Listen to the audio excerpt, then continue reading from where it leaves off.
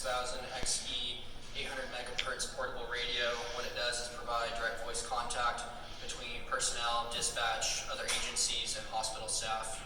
As far as some specs on it, it's 13.7 ounces without the battery. It has a 7.4 volt lithium-ion battery, rechargeable lithium-ion battery, and it's IP68 rated, meaning it is water and dust resistant for 2 meters of submersion for up to 4 hours. As far as parts and pieces, starting at the top here, you have your on-off switch and your volume dial here. You have your 3-position toggle switch, which allows us to turn scan on and off. You have your 2-position toggle switch, which allows you to lock your soft key buttons on the front. You have your 16-position selector knob, which allows you to switch between your different talk groups. You have an emergency button here, which we'll talk about more in safety care and maintenance. And then you have your antenna and GPS locator and your personnel indicator here. Blue is going to be for non-safety personnel. Yellow is going to be for firefighter paramedics. Green is going to be for engineers. Red for captains. And white is going to be for our chief officers. Coming over to the side, you have your accessory adapter here, where we can connect our lapel mics. Turning over to the opposite side, we have our top purple button here. Pushing this button is going to light up our LCD screens. If you press and hold this button, it'll flip your LCD screen depending on which way you put your radio in your pocket. Below that's our push to talk button. Depressing this is going to allow us to transmit out. The green circle means that it's intrinsically safe, meaning that we can use it in an IDLH environment and there's no risk of sparking. This top half moon button is our RSSI button. Pushing this is going to tell us on our LCD screens what repeater site we're using and the signal strength between 0 and 150. Anything above 50 is going to be considered good signal strength.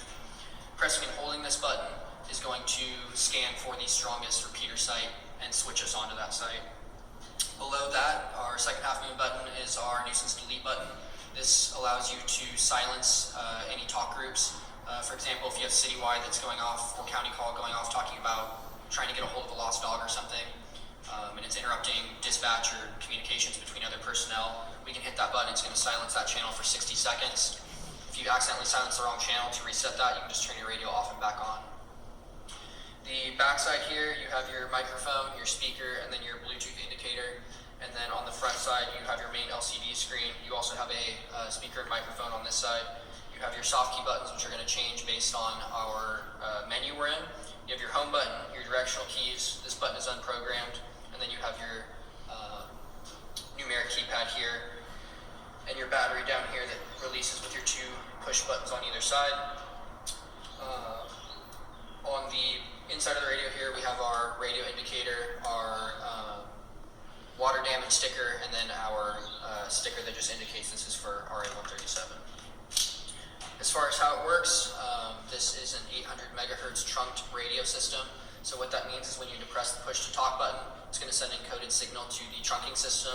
What the trunking system is essentially a computer with a bank of frequencies. When it receives that encoded signal, it's going to decode it. It's going to select an open frequency from that set of frequencies and then send your transmission out to all radios that are monitoring or scanning your talk group using that frequency. Once you release that push to talk button, it's going to release that frequency back into the bank of frequencies to be used by the trunking system again. The difference between a trunk system and a conventional radio system is essentially that a conventional radio system, you would have to manually select your channel and your frequency to transmit out. What that means is it just limits the number of channels and frequencies available, so it limits the number of people that can use that radio system. As far as some of our failures with these radios, we have fail-soft, fail-safe. What fail-soft, fail-soft means is that our main trunking computer has failed. So it's essentially going to switch into that conventional system. It's going to limit the number of channels. We may get frequencies from other agencies because of that limited number of channels. Your radio is going to display fail-soft, fail-safe on the screen. It's going to beep every 10 seconds, and your emergency button is not going to work. Our secondary failure is going to be site trunking.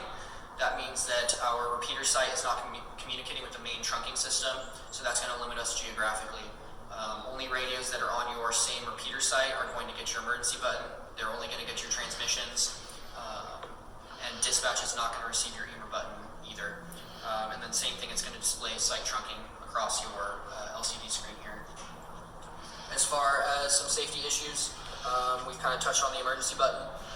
If you depress the emergency button, when the radio is working properly, it's going to send a alert to dispatch with your radio ID and your last known location.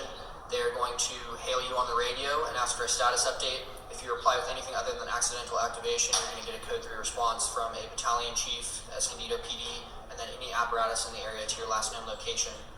If it is an accidental activation, you can press and hold your EMER button for 3 to 5 seconds, and that'll reset your emergency button. Some other forms of traffic we have priority traffic, which is going to be a request for priority airtime for any pertinent information that the IC or dispatch may need to know. This is not going to be for anything that involves a life threat, though. If it involves a life threat, you're going to call emergency traffic. Emergency traffic, again, is going to give you priority airtime to notify the IC, other personnel, and dispatch of a potentially life-threatening situation that is occurring. And then the final form that is going to be pretty much exclusive to our firefighters, not so much as non-safeties, but it's going to be our Mayday call. This is when a firefighter is lost, trapped, disoriented, or otherwise in a life-threatening situation, especially in an ideal H. They're going to declare Mayday, Mayday, Mayday, firefighter down. The IC is going to acknowledge them on the radio with Mayday, Mayday, Mayday, firefighter down, firefighter, whoever, go ahead with your emergency traffic, or with your Mayday traffic. They're going to respond with a who, what, where, and air report, and then switch their radio to 5P emergency and activate their pass alarm if they're able to, depending on what situation they're in. At that point, the IC is going to remain in constant communication with that firefighter until the Mayday can be resolved. Just some other care and maintenance stuff with the radios. We're going to disinfect them after every call, clean them as needed. Avoid using anything kind of sharp to pick at your microphone. Avoid any corrosives. Again, it is IP68 rated, so we can use soap and water or just basic cleaning materials for this. The other thing to be aware of is make sure your radio is off when you are connecting or disconnecting your battery, or disconnecting or connecting your lapel mic. This can short the battery and ruin your battery. If there's any issues with our radios, we're going to try to fix them here at the station as a crew. If there's anything that we're not able to resolve here as a crew, we're going to fill out our lost damage form, send it to our captain for a signature, and we're going to contact Captain Hankins on 6 Bravo, I believe.